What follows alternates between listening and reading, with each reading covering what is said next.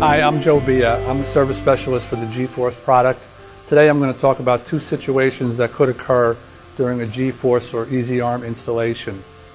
The first situation usually occurs when systems that are equipped with a suspended pendant handle.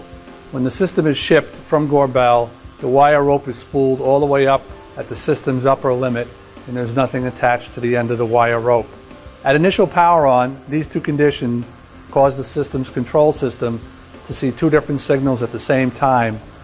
This condition will generate a command warning. This warning indicates both travel limits are engaged. In case you're wondering, the slack and the lower limit signal are in series, so they look the same to the control system. The recovery for this condition is as follows. It's important that you follow these steps in the exact sequence. Otherwise, you will not be able to clear the fault. Leave the power on.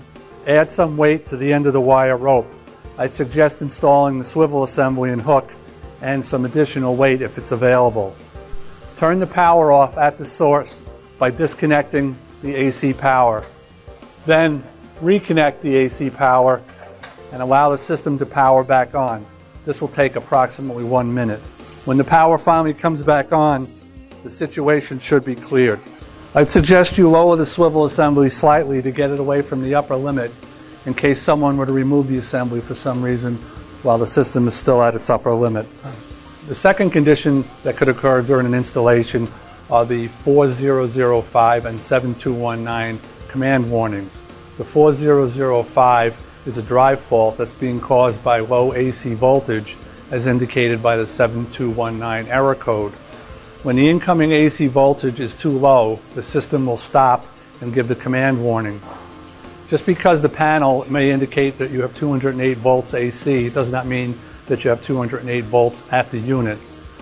In order to check for the correct power, you'll need to remove this cover and check at L1, L2, and ground for the proper AC voltage. L1 and L2 should be about 220 volts AC, and L1 and L2 to ground should be half that value. They should also be almost equal to each other. If they are not, you could have a different electrical problem, and that should be checked by a qualified electrician. I hope this video was helpful. We get a significant number of calls for these two situations, and by knowing these two conditions, you'll be able to resolve them and get your customer up and running quickly. If you have any